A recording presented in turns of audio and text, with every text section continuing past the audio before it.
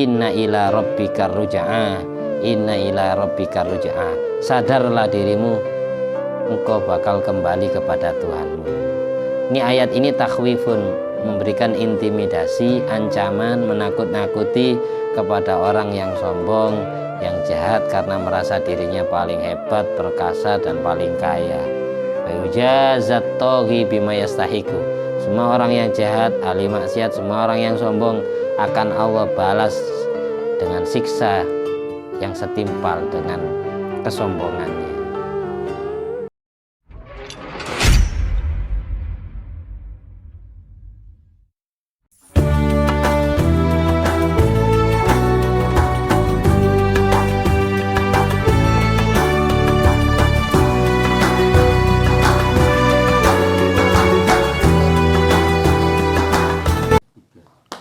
Assalamualaikum warahmatullahi wabarakatuh. Bismillahirrahmanirrahim. Alhamdulillahirabbil alamin alladzi bi ni'mati tatimmus sholihat wa bi dzikri sulahaihi tatanazzalur rahmat wal barakat. Wassalatu wassalamu ala sayyidis sadat sayyidina maulana Muhammadin qutbil qadat wa ala alihi wa ashabihi al-anjumi zahirat amma ba'du. Allahumma sholli ala ruhi sayyidina Muhammadin fil arwah wa ala jasadi fil ajsad wa ala qabrihi fil kubur wa ala alihi washabihi wasallim. Rabbi shrah li sadri wa yassir li amri wa hlul 'uqdatan bil lisani yafqahu qawli. Rabbi zidni ilma warzuqni fahma. Allahumma aftah alaina futuhal arifin waj'alna khalisatan liwajhikal karim. Ya Allah, bukalah pintu hati kami agar mempunyai pemahaman ilmu sebagaimana orang-orang yang arif billah.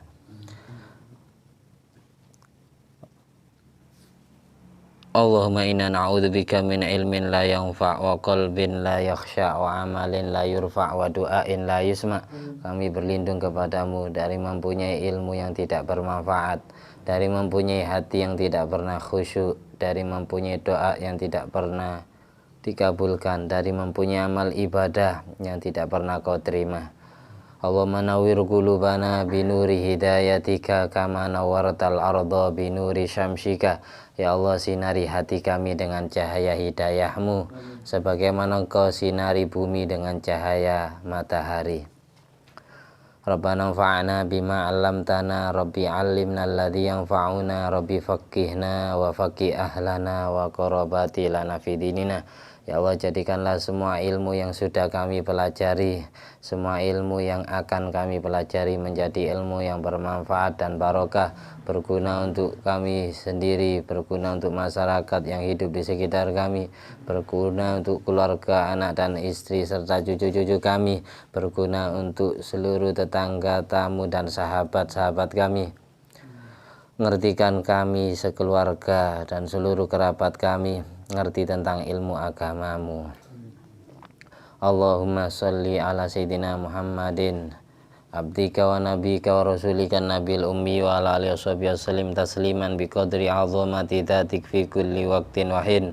Allahumma sholli ala sayyidina Muhammadin salatan taghfiru biha dzunub wa tuslihu bil qulub wa tantaliqu bil usub wa talinu biha su'ub wa ala alihi washabihi man ilai mansub.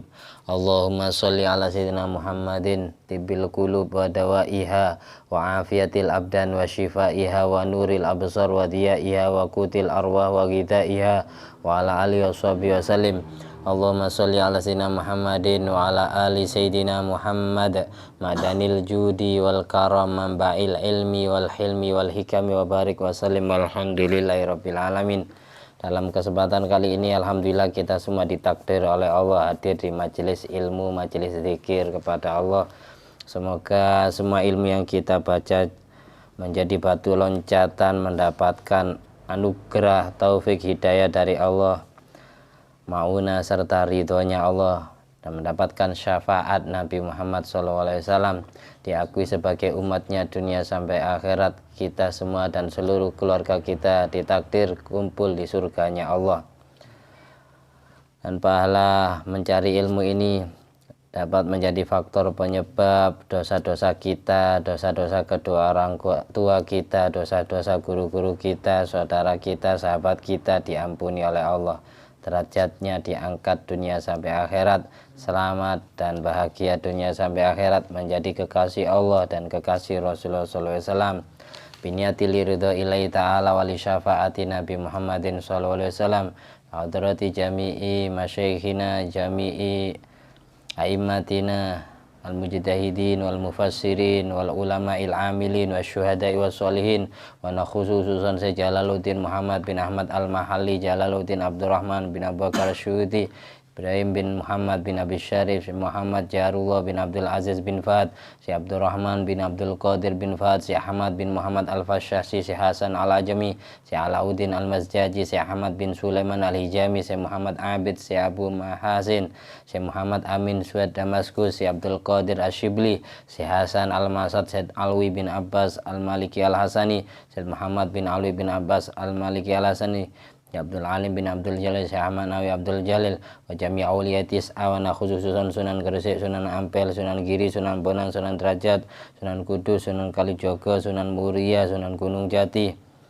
Sunan Giri, Sulim Mafurui, Mazwaji, Madurati, Malibati, Majma'in, jami' walidaina, yang kedua orang tua dan mbah-mbahnya sebut.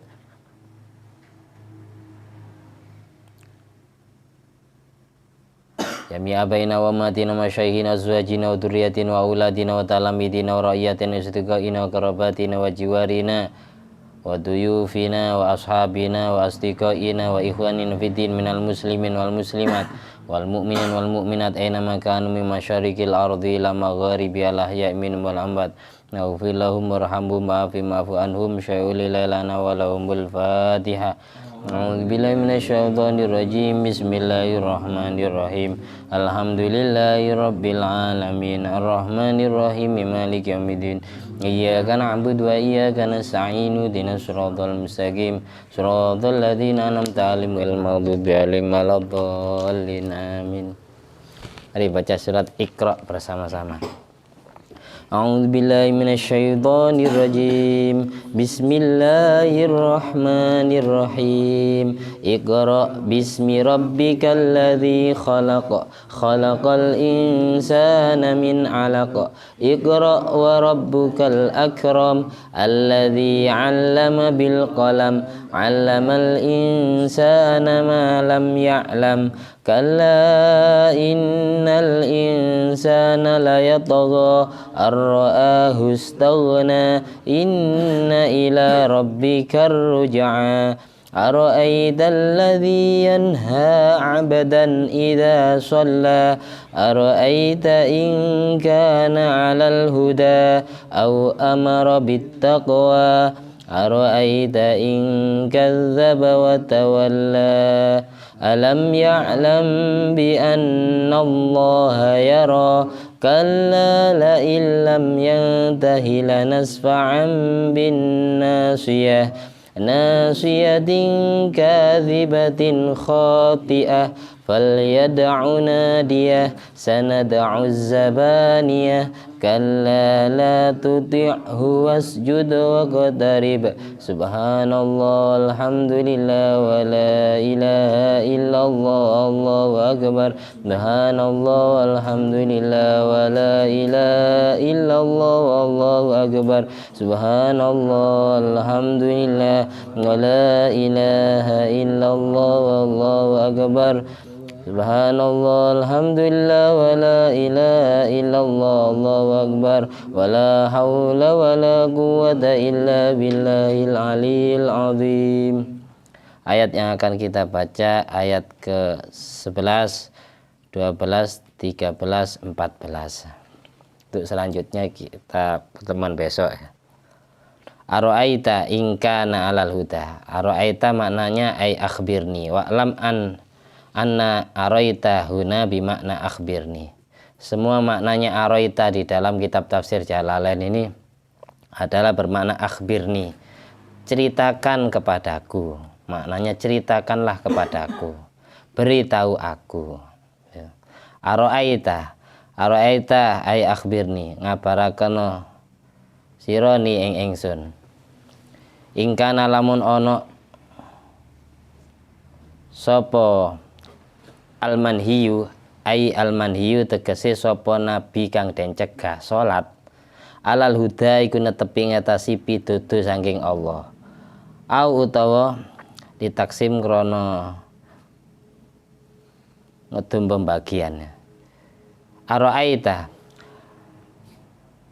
ngabarakono sira ning ingsun ing kadzaba lamun ngoroaken sapa annahi ai annahi tegese sapa Abu Jahal kang nglarang salat annabiya ing Nabi Muhammad sallallahu alaihi wasallam wa tawalla lan mengo sapa annahi anil imani saking iman maring Allah, iman maring Rasulullah, iman maring kitab Allah, iman maring malaikat, iman maring qada qadar.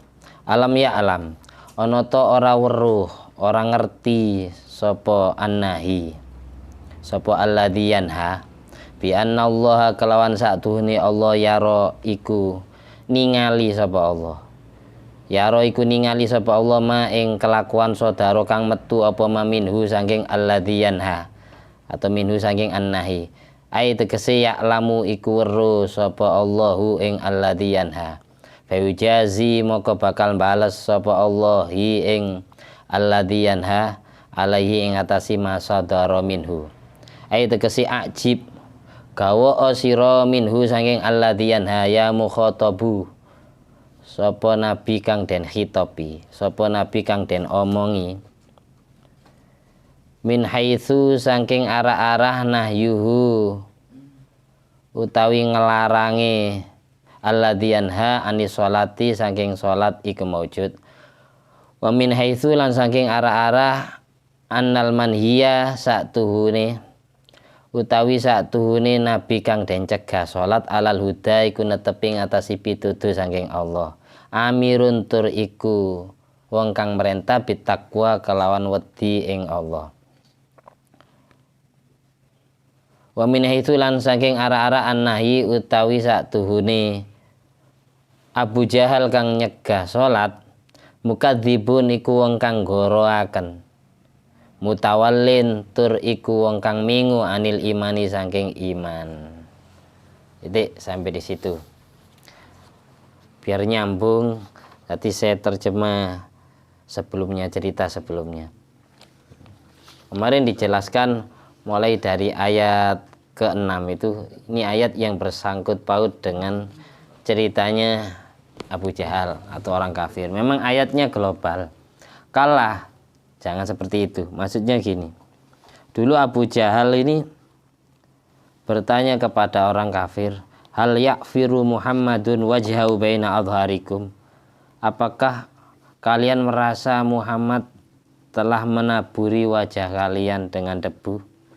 Telah menginjak-injak ajaran nenek moyang kalian dengan melangsungkan ajaran syariat Islam yang dia bawa dan mengajari kita sholat atau nyembah Tuhan yang tidak kelihatan mata, sementara leluhur kita, nenek moyang kita ngajari kita sholat menghadap Tuhan yang jelas kelihatan mata, yaitu patung. Apakah kalian merasa diinjak-injak? Orang kafir, rekan-rekannya Abu Jahal jawab, "Naam, iya." Akhirnya Abu Jahal bersumpah, wal Lata wal Uzza, demi Tuhan Lata, demi patung Lata dan patung Uzza. Ini nama-nama patung yang berada di sekitar Ka'bah pada waktu itu. Aslinya Lata Uzza ini ulamanya orang Yahudi, orang-orang yang beriman kepada ajaran nabi-nabi sebelumnya. Karena fotonya dikenang, patungnya dikenang, akhirnya ujung-ujungnya disembah. Yang asalnya ulama. Lain ra'aituhu yaf'al, katanya Abu Jahal, lain ra'aitu yaf'al la'ato'anna ala raqabatihi wa la'afiranna wajhahu fit turab. Kok seandainya aku melihat sendiri Muhammad jelas-jelas melakukan sholat, menginjak-injak ajaran leluhur kita, maka akan aku injak lehernya Muhammad pada saat dia nyembah Tuhannya. Hati pinginnya Abu Jahal, Nabi pas sujud itu lehernya diinjak. Kalau dia berani melakukan sholat terang-terangan. Dan akan aku gulungkan wajahnya di tanah. Biar wajahnya comot. biar wajahnya itu beledotan dengan tanah. Kan dulu Nabi Muhammad SAW dengan para sahabatnya kalau sujud itu langsung ke bumi, karena masih belum ada keramik, belum ada ubin ya, belum ada marmer, jadi langsung sholatnya ke bumi, nempel dahinya ke bumi, hidungnya ke bumi, wajahnya ke bumi. Jadi kalau diinjak yang jelas wajahnya terkotori oleh tanah yang disujudi, karena bumi itu suci. Bumi itu suci, apalagi habis dihujani sama Allah. Kan yang jelas semisal di atas bumi atau persada bumi itu terkena najis, kotoran sapi atau kotoran kucing, kencingnya kucing dan lain sebagainya, itu kalau dihujani yang jelas semua najis yang berada di atas bumi akan ditelan oleh perut bumi. Kalau sudah ditelan oleh perut bumi yang jelas bumi itu suci. Meskipun kita tidak pakai sandal, berarti kaki kita suci kalau bumi habis dihujani. Cara mensucikan bumi yang najis itu, ada orang semisal kencing di bumi, cara mensucikannya cukup di bisop bilma alaih, dengan menuangkan air di tempatnya najis itu, di tempatnya kencing. Ketika air sudah dituangkan, terus kencing ini diserap oleh bumi, ditelan oleh perut bumi, maka bumi yang berada di atas suci, bisa kita tempati sholat. Orang rata-rata orang yang was-was itu karena nggak ngerti ilmu fikih, was-was. Iya. Banyak kan kayak itu. Bumi kalau habis dihujani ya suci.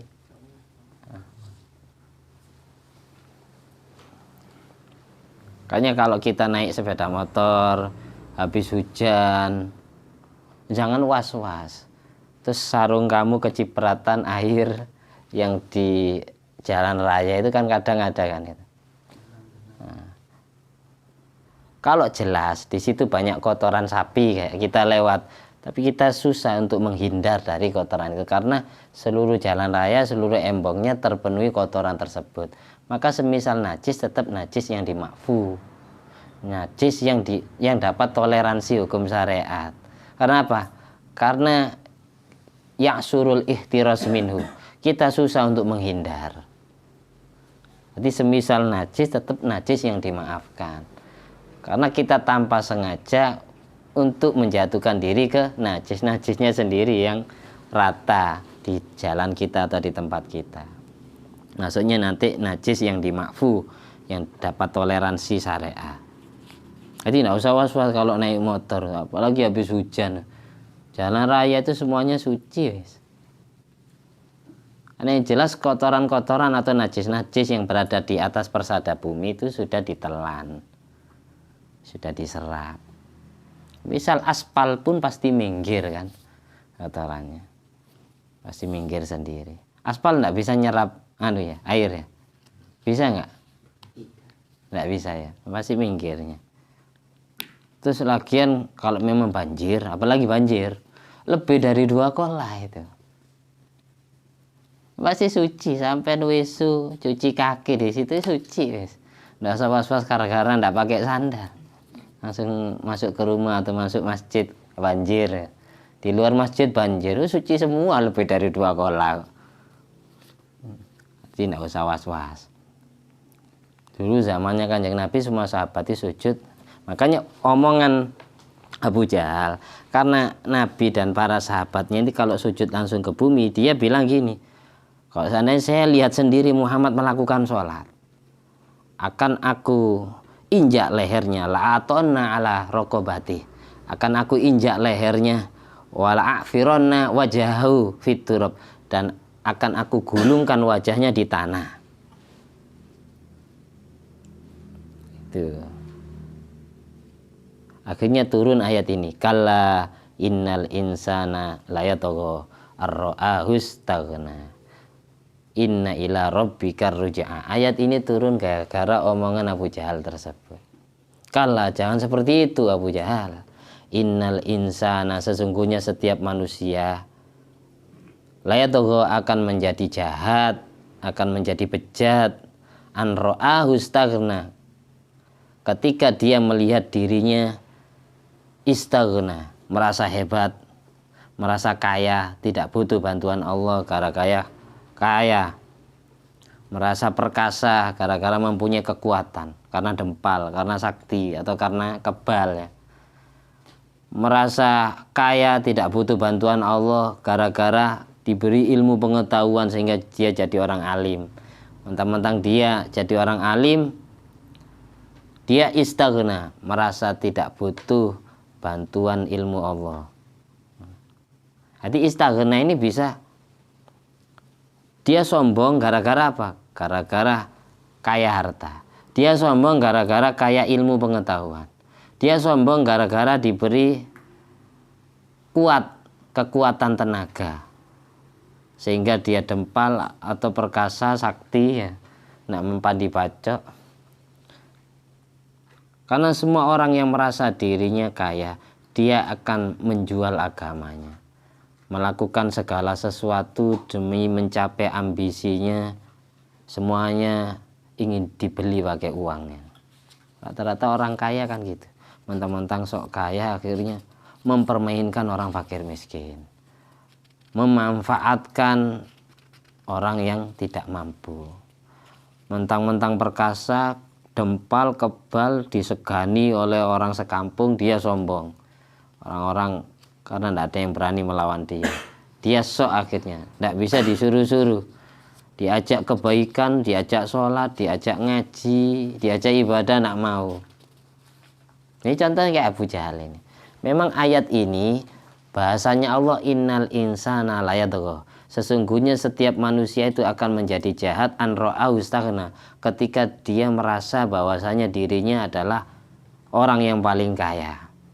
Ketika dia merasa bahwa dirinya orang yang paling kuat, ketika dia merasa dirinya orang yang paling perkasa, ketika dia merasa dirinya orang yang paling hebat karena banyak ilmu pengetahuan. Itu an ra'ahu istaghna kalau diterjemah itu global, universal, mencakup kepada seluruhnya. Orang bisa menyombongkan dirinya karena punya apa? Karena punya ilmu, karena alim, karena jadi gus, ustadz, jadi kiai, merasa so alim. Ketika ada orang yang menegurnya, tidak mau diterima, karena pendapatnya merasa benar, tidak mau disalahin orang. Gara-gara dia punya uang, dia tidak bisa dinasihati, disuruh sodako. Uang-uangku, ngapain kamu nyuruh saya sodako? Terserah saya. Mentang-mentang kaya akhirnya meremehkan usulan orang fakir miskin. Itu namanya an ra'ahu istaghna. Kalau sudah dia merasa dirinya istaghna, maka dia pasti layatgha, jadi jahat, ahli maksiat, sombong. Ketika sombong berarti hatinya tidak tawadhu. Tawadhu itu apa? Merendah diri di hadapan makhluk Allah, merasa tidak hebat, merasa butuh bantuan Allah. Semua orang fakir itu berarti orang yang butuh bantuan Allah. Semua orang yang merasa dirinya kaya berarti dia merasa paling kaya. Yang membuat dirinya kaya hanya karena dia sendiri yang semangat kerja. Tidak merasa ada Tuhan yang mentakdir atau yang mensukseskan bisnisnya. Ada Tuhan yang menyalurkan rizkinya. Tidak merasa seperti itu. Siapa yang menjadikan dirimu kaya? Ya Allah. Siapa yang menjadikan dirimu miskin, fakir? Ya Allah. Siapa yang menjadikan dirimu alim? Ya Allah. Siapa yang menjadikan dirimu bodoh? Siapa yang menjadikan dirimu kuat? Siapa yang menjadikan dirimu lemah? Siapa yang menjadikan dirimu hebat? Siapa yang menjadikan dirimu perkasa? Semuanya Allah. Abu Jahal tidak merasa dirinya ada yang menghebatkan. Dia merasa dirinya yang hebat sendiri. Tidak ada campur tangan Tuhan. Itu namanya innal insana layatgha ar-ra'ahu istaghna. Ketika Allah bisa menjadikan dirimu kaya, Allah juga bisa menjadikan dirimu jatuh fakir miskin, terpuruk bisnisnya, tidak sukses, ditipu orang, hartanya dicuri orang, bisa aja. Terus sawahnya tidak panen. Ketika Allah bisa menjadikan dirimu alim, Allah juga bisa mentiadakan semua ilmumu yang ada di pikiranmu. Ketika Allah bisa menjadikan dirimu kebal, misalnya, Allah juga bisa menembuskan pisau ke tubuhmu. Abu Jahal merasa dirinya kebal, hebat, paling sakti, nak mempandi pacok. Besok insya Allah diceritakan ayat menerangkan itu. Terbunuhnya Abu Jahal. Dibunuh oleh orang yang cebol, yang kecil, kayak Ferry. Abu Jahal itu gagah perkasa, kayak siapa sih? Kayak Mbak. Empal.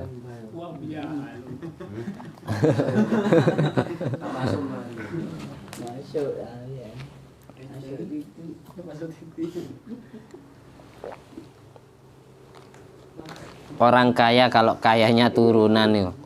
Orang kaya kalau kayanya turunan karena ikut orang tua rata-rata sombong, rata-rata kikir, pelit, tidak dermawan. Karena dia tidak merasakan susah payahnya orang tua mencari rezeki dari nol sampai jadi orang sukses kaya. Rata-rata yang sombong kayak gitu. Kiai turunan dengan yang asli mateng karena kepribadiannya sendiri. Ada anak jadi kiai karena orang tuanya yang kiai. Bapaknya jadi kiai, terus bapaknya meninggal. Karena meninggal yang jadi pengasuh tetap anaknya, putra mahkota. Itu rata-rata yang seperti itu kalau tidak ngaji ilmu, dia akan sombong. Akan merasa dirinya orang yang paling mulia, paling hebat. Istaghna. Beda dengan orang yang kaya, tapi sebelum dia jadi orang kaya, dia masih merasakan pahitnya fakir miskin. Setiap ketemu pengemis di jalan, dia pasti ingat masa lalunya. Dulu aku pernah seperti itu. Pasti kasihan di dalam hati, pasti iba. Pasti tidak akan mempunyai sifat istaghna, merasa dirinya paling kaya. Dulu saya pernah melas kayak itu. Setiap ketemu penjual di jalan, dulu dia pernah jualan asongan di pinggir-pinggir jalan, trotoar. Ketika dia jadi orang kaya, naik mobil, ketemu orang yang modelnya sama kayak dia dulu, pasti kasihan. Itu kalau orang kaya yang kayanya tidak turunan, tapi kaya karena dirinya sendiri yang semangat bekerja, sehingga jadi orang sukses. Beda dengan kaya turunan, karena orang tuanya kaya, dia terlahir hidup mewah, ya, rumah megah, terus orang tuanya meninggal. Nggak tahu susahnya orang tua nyari uang 1.000, 10.000, 5.000. Dia lahir langsung banyak uangnya orang tua. Biasanya yang kaya seperti itu pelit, sombong. Rata-rata. Ketemu fakir miskin, ada pengemis, langsung dibentak. Prei, prei mas, itu orang yang istaghna, merasa dirinya kaya. Makanya ayat sesudahnya inna ila rabbikar ruja'ah, inna ila rabbikar ruja'ah. Sadarlah dirimu, engkau bakal kembali kepada Tuhanmu. Ini ayat ini takhwifun, memberikan intimidasi, ancaman, menakut-nakuti kepada orang yang sombong, yang jahat karena merasa dirinya paling hebat, perkasa, dan paling kaya. Fayujazat toghi bima yastahiku. Semua orang yang jahat, ahli maksiat, semua orang yang sombong akan Allah balas dengan siksa yang setimpal dengan kesombongannya. Hanya di sini,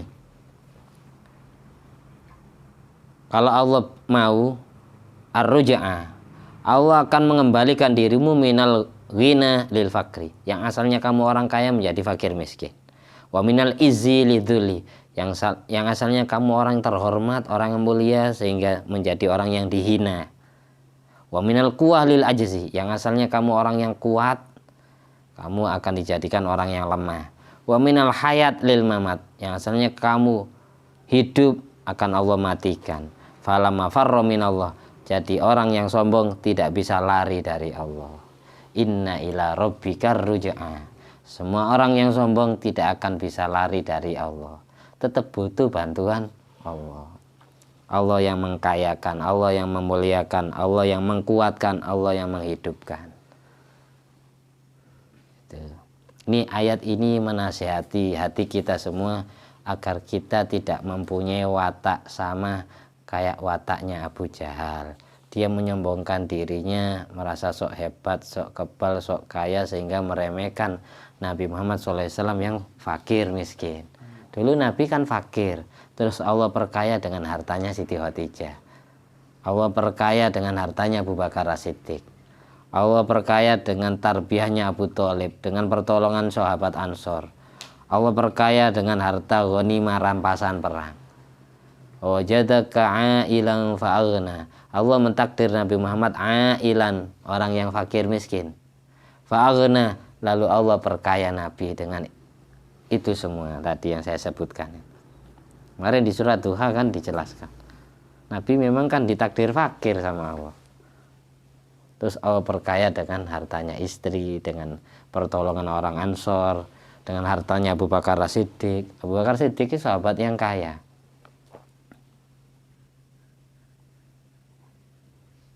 Ara'aita alladzi yanha 'abdan idza shalla. Apakah kamu tahu? Ara'aita maknanya ta'ajjub. Membikin hatinya orang yang diomongi heran, takjub.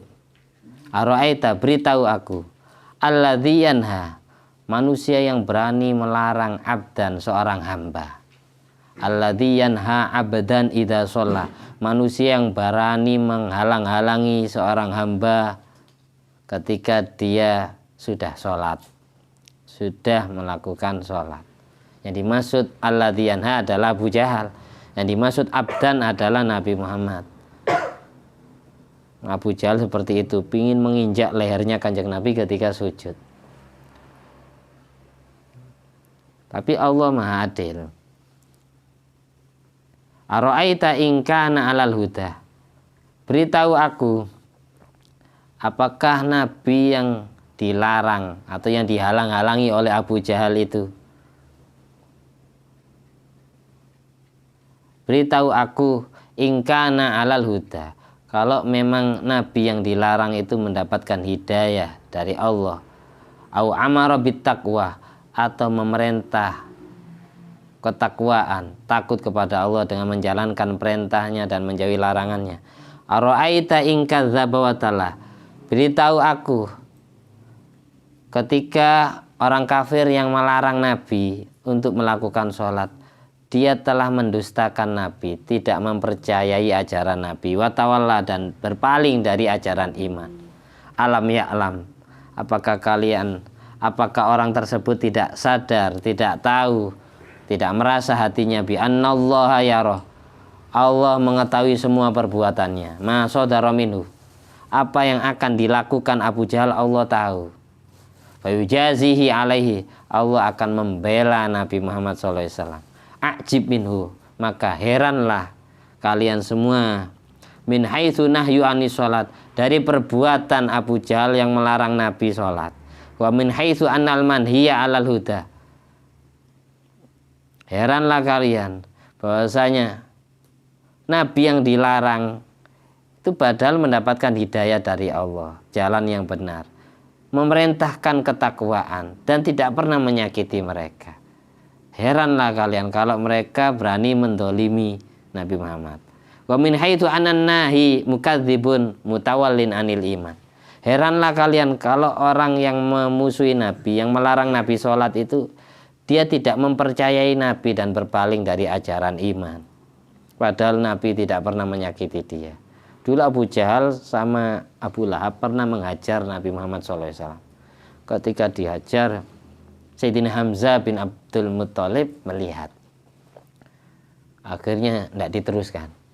Wahai Abu Jahal, wahai Abu Thalib, apakah gara-gara dia bilang Tuhannya adalah Allah, kalian berani menghajar Muhammad kayak gini? Kan kasihan, dia tidak pernah menyakiti kalian semua. Hanya Abu Jahal sama Abu Lahab ini pergi. Sayyidina Hamzah sejak itu mau masuk Islam. Sesudah itu baru Sayyidina Umar bin Khattab masuk Islam. Dulu Nabi itu sering doa gini, Allahumma a'izzal islama bi ahadi umarain.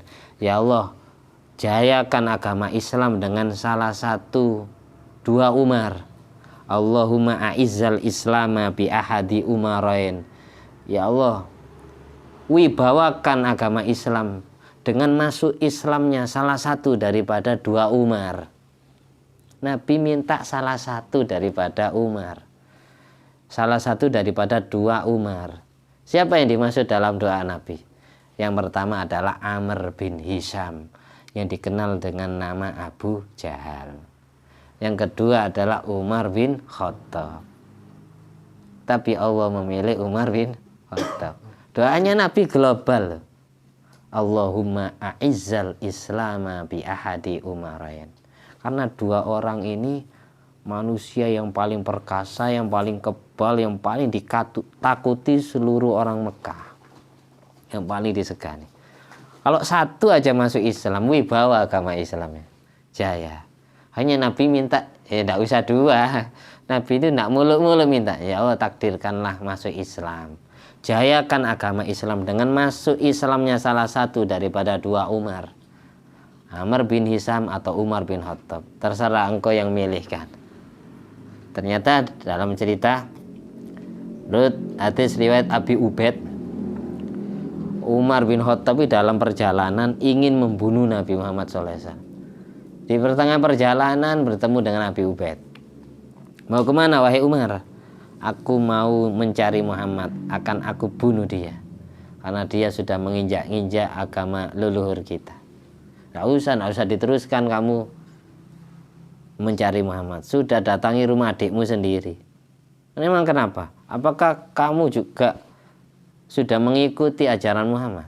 Katanya Umar bilang ke Abi Ubaid, nggak usah usil ke saya, kamu urus saja adikmu sendiri sama adik iparmu.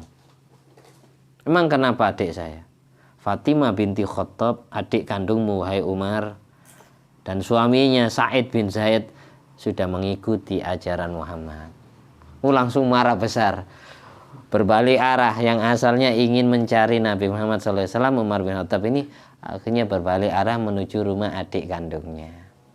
Sampai di pintu rumah, gedor pintu. Namanya orang marah ya, mungkin marahnya itu langsung gini nul marahnya tuh.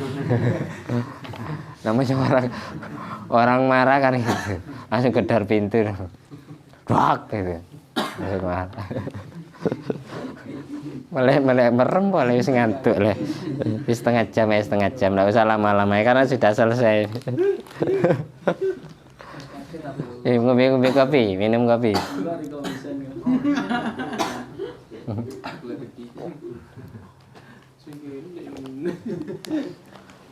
Ketika gedor pintu, di dalam rumah adiknya Sayyidina Umar ini ada 3 orang. Yang pertama Fatimah binti Khattab dan suaminya namanya Sa'id bin Zaid. Terus ada guru ngajinya yang bernama sahabat Khabbab bin Al-Arad. Khabbab bin Al-Arad ini ditugaskan Rasulullah SAW untuk membimbing 2 orang ini, suami istri yang baru masuk Islam. Diajari ngaji Quran. Guru ngajinya lah, guru tugasnya. Ayo ngajinya langsung di dalam rumah, tidak di halayak umum, karena Islam pada waktu itu diajarkan sembunyi-sembunyi. Ketika mendengar suara Sayyidina Umar bin Khattab di luar, ketakutan semua. Sampai guru ngajinya yang bernama Khabbab bin Al-Arad langsung sembunyi di balik pintu di dalam kamar. Dengar suaranya, aduh ini Umar bin Khattab kayaknya, itu kakak kamu ini Fatimah. Sudah, jangan sembunyi aja. Sembunyi, karena kalau sampai ketahuan dibunuh ini. Sembunyi di dalam kamar Khabbab bin Al-Arad ini, di balik pintu. Lalu siapa yang membukakan ini? Sudah saya aja, katanya Sa'id bin Zaid, iparnya Umar bin Khattab. Saya aja, biarin saya aja. Hanya setelah Sa'id bin Zaid ini membuka pintu, Umar ini tidak lama-lama. Saya dengar-dengar kalian berdua ikut ajarannya Muhammad. Terus Sa'id bin Zaid jawab, kalau memang demikian, gimana menurut abang, menurut kakak gimana, kakak ipar? Apakah ajaran itu bagus? Tidak dijawab pakai mulut, langsung dijawab pakai tangan. Kalau di hadis itu sampai bisorai, dibanting Sa'id bin Zaid ini. Langsung dibanting, dihajar wis. Di smackdown lah. Di smackdown. Ia melihat suaminya dibanting kayak gitu, dihajar sama Umar bin Khattab. Fatimah binti Khattab, adik kandungnya Umar bin Khattab, ini tidak tega, namanya suami dihajar. Yang hajar kakaknya sendiri. Dibela suaminya, Fatimah ditempeling. Sampai keluar dari pelipisnya ini keluar darah. Ininya keluar darah, ininya keluar darah. Fatimah binti Khattab ini mulai kecil yang merawat Umar bin Khattab karena orang tuanya sudah meninggal dunia. Jadi yang menjadi wali asuhnya abangnya sendiri, kakaknya sendiri, yaitu Umar bin Khattab. Sampai besar yang nikahkan Fatimah dengan Sa'id bin Zaid ini adalah Umar bin Khattab, yang jadi wali nikahnya. Ketika adiknya berkucuran darah di wajah ya, Fatimah bin Khattab ini menangis. Umar bin Khattab pada saat itu hatinya terus sedih. Kasihan melihat adiknya bercucuran darah wajahnya. Sejak kapan abang ini kok galak ke saya? Padahal dulu saya mulai kecil sampai saya perawan dewasa. Jangankan abang sendiri yang memukul saya. Orang lain kalau berani nyakiti saya, abang yang paling tidak terima. Tapi sekarang malah kakak sendiri yang berani mukul saya, dan orang pertama kali yang mengeluarkan darah dari wajah saya. Sejak itu kemudian hatinya Sayyidina Umar itu sadar, kasihan. Al-Quran yang dipegang Fatimah binti Khattab berserakan. Pada saat itu masih ditulis di kulit unta, ditulis di tulang. Jadi berceceran gitu. Itu apa itu? Katanya Umar, oh, jangan pegang. Orang yang pegang ini harus orang yang suci. Fi riwayatin Umar bin Khattab ini disuruh mandi atas besar. Diajari wudhu sama Fatimah binti Khattab. Baru boleh megang mushaf Al-Quran yang berserakan, yang ditulis di tulang sama di kulit unta itu. Ketika dibaca, ayat pertama yang dibaca oleh Umar bin Khattab itu adalah surat Toha sampai 17 ayat. Sampai 17 ayat. Jadi itu Sayyidina Umar bin Khattab langsung sadar. Ini apa nama? Ini ajaran yang dibawa oleh Nabi Muhammad SAW. Ini yang menciptakan syair ini. Ini bukan manusia ini, tapi Tuhan, katanya Umar bin Khattab. Dia langsung paham seperti itu. Kenapa kok langsung paham seperti itu? Kembali ke ajaran guru saya Yai Nawawi Abdul Jalil itu dalam kitabnya Al-Ma'man Minad Dhalalah. Al-Ma'man Minad Dhalalah. Dia menjelaskan gini, semua mukjizatnya nabi-nabi itu disesuaikan dengan masyarakat yang dihadapi. Nabi Musa kenapa diberi mukjizat tongkat? Karena yang dihadapi adalah Sahara, tukang sihir yang paling sakti, yaitu Fir'aun. Akhirnya diberi tongkat kesaktian melawan sihir. Nabi Isa kenapa kok mukjizatnya yubriul akmah wal abrasa wa yuhyil mauta biidznillah? Bisa menyembuhkan orang buta sejak lahir, bisa menyembuhkan penyakit belang, penyakit lepra, penyakit baros, bisa menghidupkan orang mati. Karena masyarakat yang dihadapi adalah masyarakat atibba, dokter medis. Semua orang yang bisa menemukan obat-obatan yang masih belum ditemukan oleh dokter zaman itu, zaman Nabi Isa, itu dianggap dokter yang paling hebat. Pada saat itu semua dokter di zaman Nabi Isa tidak ada yang menemukan obatnya buta. Tidak ada yang menemukan obatnya penyakit belang. Putih-putih semacam panu tapi bukan panu. Kalau seandainya dicubit itu tidak sakit karena tidak ada darahnya. Itu baros. Dan sejak itu tidak ada dokter-dokter yang bisa mengobati orang yang meninggal dunia. Kalau sudah mati. Tapi dengan kedatangan Nabi Isa bisa melakukan hal itu semua. Akhirnya jadi mukjizat. Nabi kita Muhammad SAW, kenapa mukjizatnya meskipun ada ya, tapi jarang. Mukjizatnya kok tidak berbentuk ilmu kesaktian kayak Nabi Musa atau ilmu pengobatan kayak Nabi Isa. Kenapa? Kok malah dikasih mukjizat Al-Quran? Karena masyarakat yang dihadapi adalah masyarakat syu'ara, penyair. Siapa orang yang bisa membuat bait-bait syair yang indah, yang bahasa sastranya dalam fasoha dan balagonya itu tidak ada yang bisa menandingi. Dia dianggap orang yang paling hebat zaman itu. Sehingga di zaman Kanjeng Nabi, sebelum Nabi Muhammad SAW diutus ini, syair itu bisa dijual di pasar. Orang bikin pantun, bikin puisi, bikin sajak, bikin prosa, dibaca di pasar ini, syairnya indah, orang tertarik, ini bisa dibeli. Jadi syair bisa dijual. Sejak datangnya Al-Quran untuk umat Islam, bahasa sastra Al-Quran ini tidak ada satupun syair, penyair-penyair di bangsa Arab itu menandingi sastra bahasa keindahan Al-Quran. Sehingga Al-Quran bahasanya bisa melemahkan musuh-musuh Islam. Sehingga jadi mukjizat untuk Nabi Muhammad. Itu maksudnya. Oleh karena itu Sayyidina Umar bin Khattab kagum. Dengan melihat ayat-ayat di surat Toha itu langsung kagum. Ini yang ngarang bukan manusia ini. Indah tatanan bahasanya. Syairnya indah. Mana Muhammad? Katanya Umar bin Khattab. Bilang ke adiknya Fatimah bin Khattab. Nggak akan saya kasih tahu. Beliau sembunyi di mana. Nggak, saya ingin ikut ajaran dia. Saya ingin masuk mengikuti ajaran yang dibawa oleh Muhammad. Agama apa namanya? Islam, katanya adiknya. Ya benar adik, saya ingin cari dia. Saya tidak akan menyakiti. Saya minta maaf. Akhirnya minta maaf ke adik iparnya, sudah babak belur. Fatimah bin Khattab dimintai maaf. Tunjukkan saya, dia sembunyi di mana sekarang. Nabi Muhammad SAW pada saat itu bersembunyi di Darul Arqam bin Al-Arqam. Sembunyi di rumahnya sahabat Arqam bin Al-Arqam.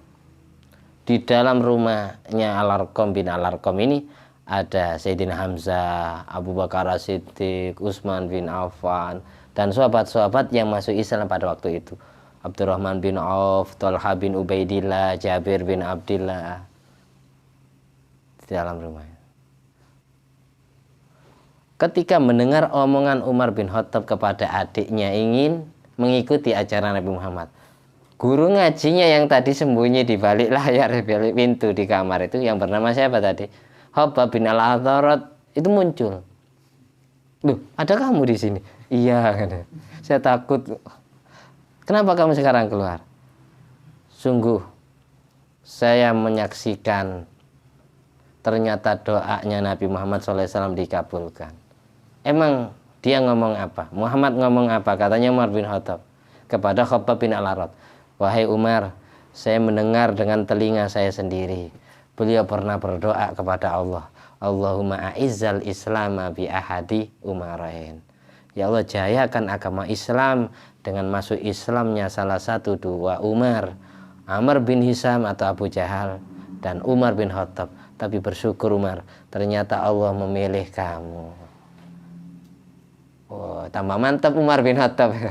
Tambah mantap. Akhirnya datang, tapi dengan wajah beringasnya tetap serem. Pura-pura bawa pedang. Datang ke rumah Darul Arqam bin Al-Arqam. Semua sahabat yang ada di dalam rumah itu gemetaran. Umar bin Khattab datang ke sini ya. Takut semua, gemetaran semua. Apa ini?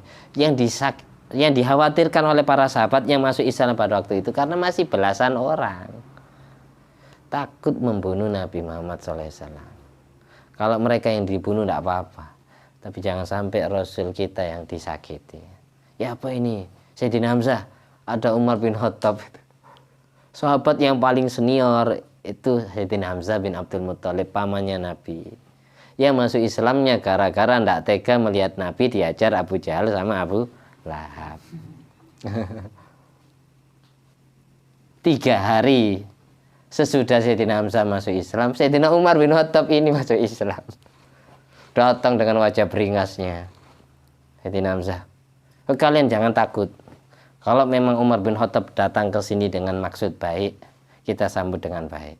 Kalau dia dengan niatan jahat, dia ingin menyakiti Nabi, saya orang pertama yang akan memenggal lehernya, katanya Sayyidina Hamzah. Sudah, kalian tidak usah takut, saya yang nemui dia. Jadi langsung dihadang di pintu sama Sayyidina Hamzah. Apa Umar? Tidak perlu apa kamu sini? Mana Muhammad? Langkai mayat saya dulu, kalau berani kamu. Tidak, saya ingin ketemu Muhammad langsung. Katanya Sayyidina Umar, tetap pura-pura no. Padahal sudah niatan ingin jadi orang baik, ingin masuk Islam. Ngengkel-ngengkel, ayel-ayelan. Akhirnya Nabi Muhammad SAW keluar. Biarkan paman, Umar bin Khattab masuk. Kenapa? Nanti jenengan disakiti. Kamu disakiti gimana? Tidak, barusan malaikat Jibril turun menemui saya. Dapat pesan dari Allah, Umar bin Khattab datang ke sini dengan niatan baik. Dia ingin masuk Islam. Nama mantap Umar bin Khattab, Nabi tahu dulu. Mama percaya kalau ente ini Nabi beneran ini. Barusan malaikat Jibril datang, saya di SMS. Bahasa sekarangnya gitu, di SMS. Akhirnya masuk Islam, dituntun baca kalimat syahadat. Setelah masuk Islam baru nawarkan jasa sebagaimana di kitabnya, yaitu Senawi Banten. Sayyidina Umar bin Khattab itu bilang gini kepada Nabi, sampai kapan dakwah Islam ini sembunyi-sembunyi? Kini saatnya kita dakwah terang-terangan. Ini kebenaran, masa menyampaikan kebenaran sembunyi-sembunyi, tidak terang-terangan?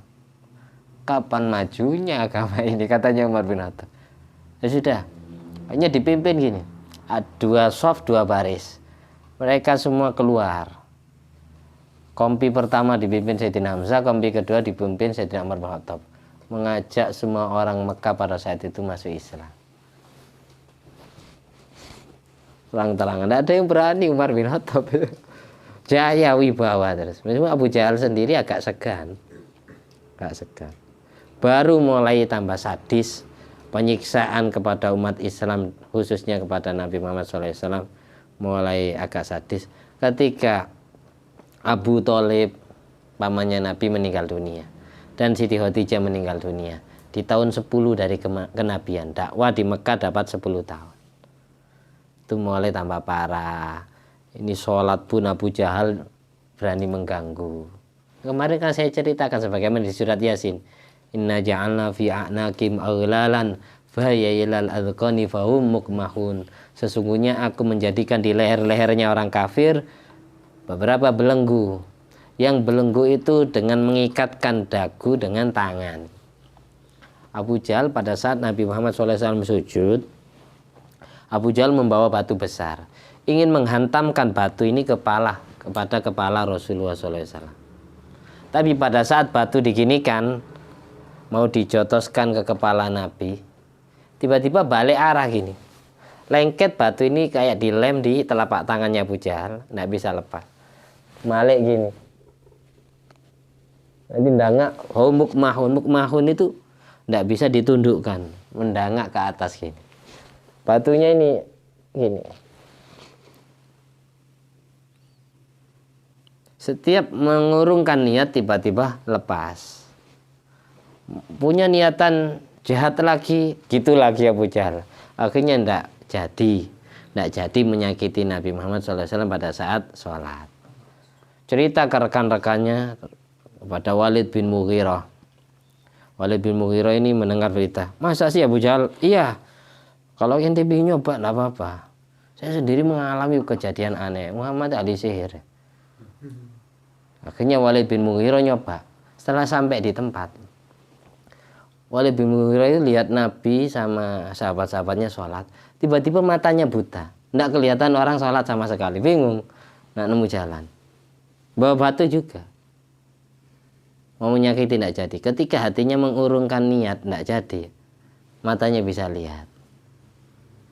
Waj'alna min baini aydihim saddan wa min khalfihim saddan fa ughshaynahum fa hum la yubsirun, di surat Yasin. Aku jadikan tutup-tutup yang menghalangi mata mereka dari arah depan dan arah belakang. Wahum la yubsirun, sehingga mereka tidak bisa melihat di mana Nabi dan para sahabatnya berada. Itu ayat ini turun gara-gara Nabi mau disakiti ketika sholat. Itu diantaranya sababun nuzulnya ke sana. Sama persis kayak di surat Iqra ini al-alaq.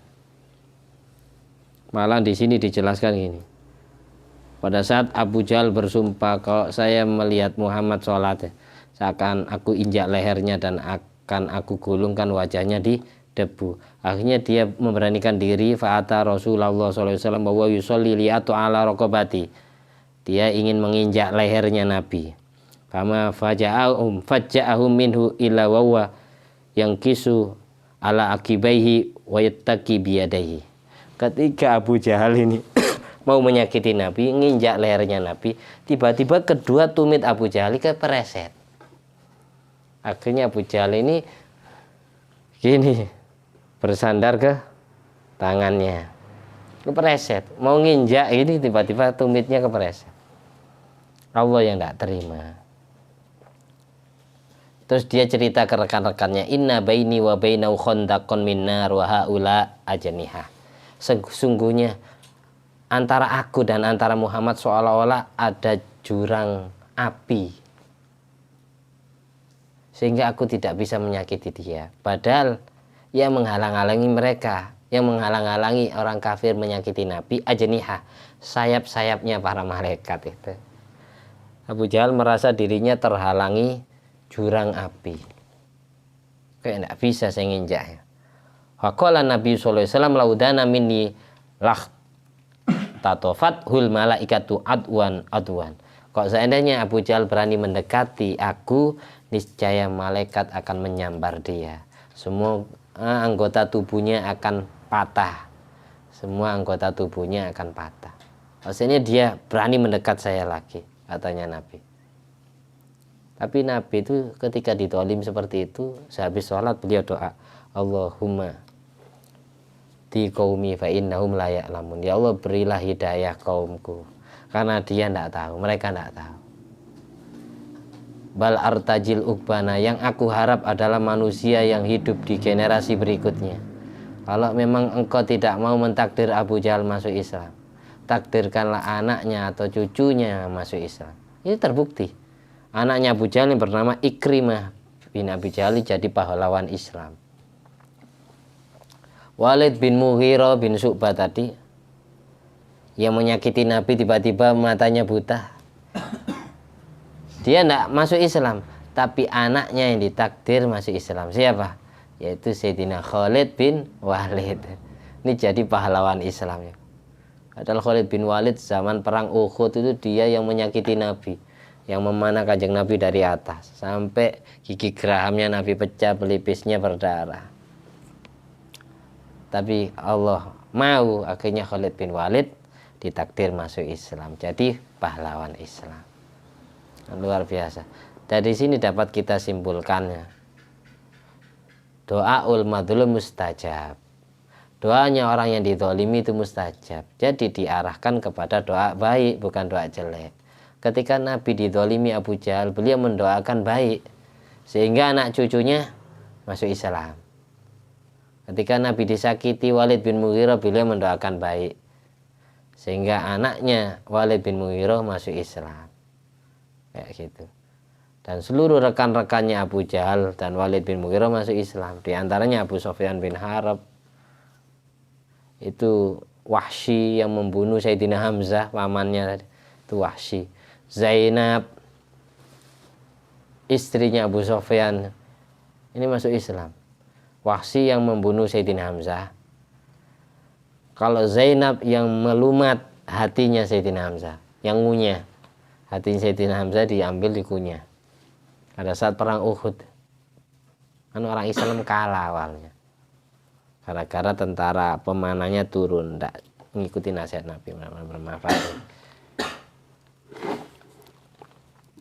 Amin. Al-Fatihah.